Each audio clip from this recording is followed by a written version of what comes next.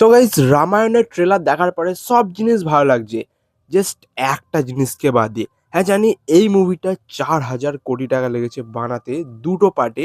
কিন্তু ট্রেলারে যে জিনিসটা সব ফ্যান্সদের পছন্দ হচ্ছে না সেটা হচ্ছে এই ট্রেলারে রাক্ষসগুলোকে দেখে কতটা আদি পুরুষের রাক্ষসের কথা মনে পড়ে যাচ্ছে।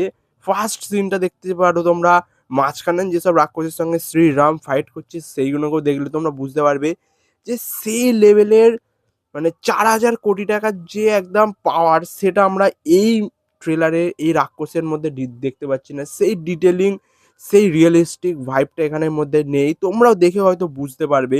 আর সব ফ্যান্সদের একই শিকায়ত যে এই জিনিসটা কেন হচ্ছে। আমার তো এবার ভয় লাগছে যে এই যে রাক্ষসগুলো, এগুলো পুরো ফুল সিজিআই দিয়ে বানানো হয়েছে, যেটা আদিপুরুষেও বানানো হয়েছিল। তো দুয়ে দুয়ে চার না হয়ে আদিপুরুষের মতন লাস্টে সেরকম তারাই ভিএফএক্স না হয়ে যায় রাক্ষসগুলোর। হ্যাঁ, অল ওভার মুভিতে ভিএফএক্স একদম টপ নচ আছে, কিন্তু এই যে জিনিসগুলো এইগুলো যদি একদম লো কোয়ালিটির হয়ে যায় না, তাহলে ভাই বেকার লাগবে। এখনো জানি মুভি আসতে অনেক বাকি, জাস্ট টিজারও না একটা গ্লিমস এসেছে। এখন এখানে অনেক কাজ বাকি আছে যেগুলো করবে ধীরে ধীরে। তাও এই জিনিসটা ফ্যান্সদের একদম পছন্দ হয়নি, প্লাস আমারও।